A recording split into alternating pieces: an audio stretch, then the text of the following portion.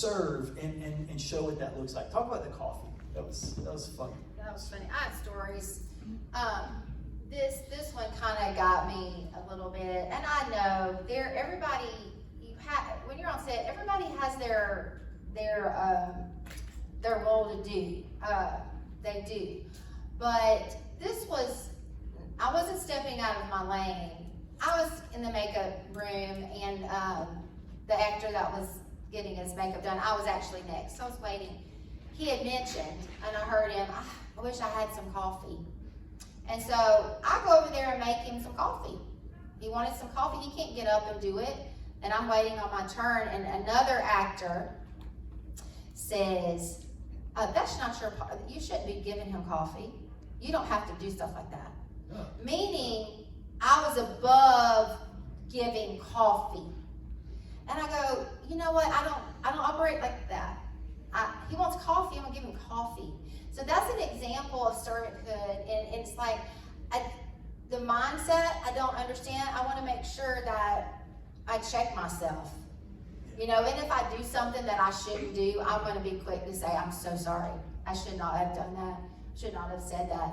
But that's servanthood. If we go into it wanting to serve, is when we get the most blessings and the most things that God can speak to us, and we come out of that experience with more joy than going into it when it's about us.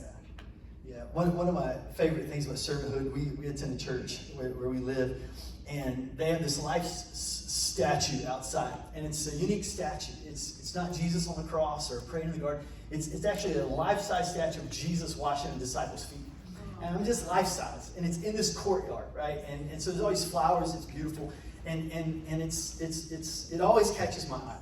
And it's just Jesus down washing the disciples' feet. And every time we come out of church, it's the same scene. All these families are out there kind of taking pictures, and kids are running around, and there's always kids crawling on Jesus' back. It's the funniest thing to me, because it's almost like a playground type situation. And here are all these little kids on Jesus' shoulders, just kind of playing. And I always think that is the most beautiful thing. Like, these kids are as close to Jesus as they could possibly be. It's like we have to get in our mindset. It's almost like we need to get on Jesus' back here while he's washing disciples' feet, to learn from him and to understand what it means to truly give our lives for people around us, to serve them. And so when we walk into a room, when we walk into a space, we need to walk in, how can I serve the people around us? And I think what that does is it shows us as being trustworthy people. What does it mean to be trustworthy to you? Oh, goodness, we can kind of spat off a lot of those, but can you be trusted with this job? Can you be trusted when they hire you? Do you know your stuff? Are you prepared? A lot of those little things I want to be trusted in that way. I want somebody to be able to say, you know what, she came, I can trust her to hire her again. I love working with her because she had a servant's heart.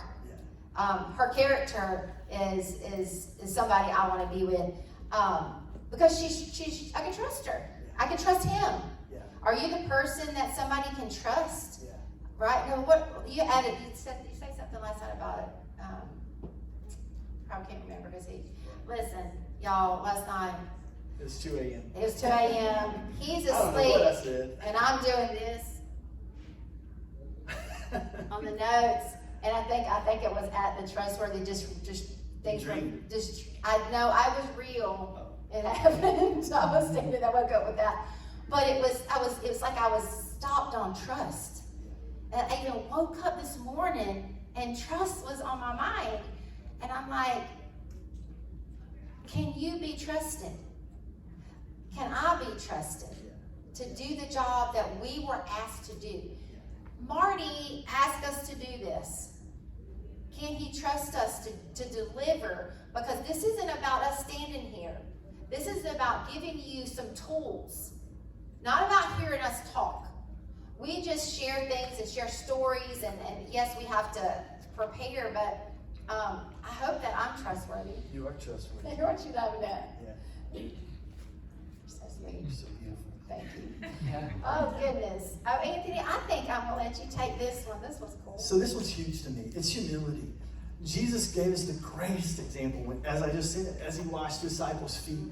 And the thing about it is, in a world where we're constantly in front of people, oftentimes this is one thing that we lose a grasp of. And we've got to keep it in check. And I think the biggest hurdle of our servant leadership is our ego. But I also think that the single important characteristic of leadership is our humility. And it's the one thing that deflates that ego. And I love this thought, that humility is the point at which my commitment to him exceeds my need to preserve the image of myself. And so what are you doing this for? We talk a lot about in this faith world that we're doing it to glorify him. But here's my question. Are you really? Are you really doing what you do to bring glory and honor to him in every possible way? And we're going to end with just a couple of more minutes. I love this thought, this quote: ambition kills servants of God and turns them into servants of self. But I will add selfish ambition. Because I don't think ambition alone is a bad thing. I think we need to be ambitious people. We want to grow. We want to develop. We want to do well in the things that we do. We want to be reflections of God's glory in the world today. I think a healthy ambition, a godly ambition is good. I think it's selfish ambition that's a problem. And there's some checks that we need to be able to stay humble. And one of my favorite authors, his name is Carey Nieuwhof, he gives us great insight on what happens when you're motivated by selfish ambition. And so we're going to give you kind of the selfish ambition list, and then we're going to kind of end but the opposite of that is a godly ambition. And so the first one is this: when you have selfish ambition, just see if you kind of recognize any of this in yourself. Your sense of worth goes up and down with the opportunities ahead of you. If something goes great, all of a sudden you feel like, man, I'm killing it. But the moment that something doesn't go well, or you sense a moment of disappointment, what happens? You feel like your sense of self-worth somehow suffers and you go down. You know, it's like, gosh, nobody loves me. Nobody wants me. Everybody thinks that I'm stink. Like, I'm no good at this. You know, what is that? It's driven by an unhealthy ambition. Yeah, but when your ambition is godly, your value is solely found in Christ every day. Yeah. And in this industry, it is so hard when something happens that's really good and you get hired and you're on top of the world. But then when something else happens and you feel like you're not wanted, nothing's happening for me, and that's not healthy, because that's not the way God intended that. So really, it's really probably a safety that God's protecting you from certain things. So having God and then value, you didn't have that slide, do you? Yeah. Okay. Here's the second one. Failure is terrifying if you're always selfishly ambitious. Yeah, when your ambition is godly, failure becomes an opportunity for grace and growth. So I'm going to say that again. When your ambition is godly, failure becomes an opportunity for grace and growth. Yeah, I like this next one. If you have selfish ambition, you think you're the deal. When your ambition is godly, you know that he's the deal. Yeah, I like that. When you have selfish ambition, you use people to get where you want to go. When your ambition is godly, you value people as you go. As you go. Yeah, I can't see sometimes. Yeah, that's right. When you're selfish in your ambition, you take the credit. When your ambition is godly, you realize how much God and the people around you deserve the credit. Yeah. Right? Yeah, I love one person said, it's amazing what happens when you don't care who gets the credit. That's a beautiful thing. I want to work with people like that, right? You're selfish in ambition when you strive to always be in the spotlight. Sorry, laughing. Well, that's a tough one. When your ambition is godly, you focus on depth in your walk and let God determine the exposure he gives you. You know what you are? You should be a mirror, just reflecting God's glory. Just reflecting God's glory. It's a couple more.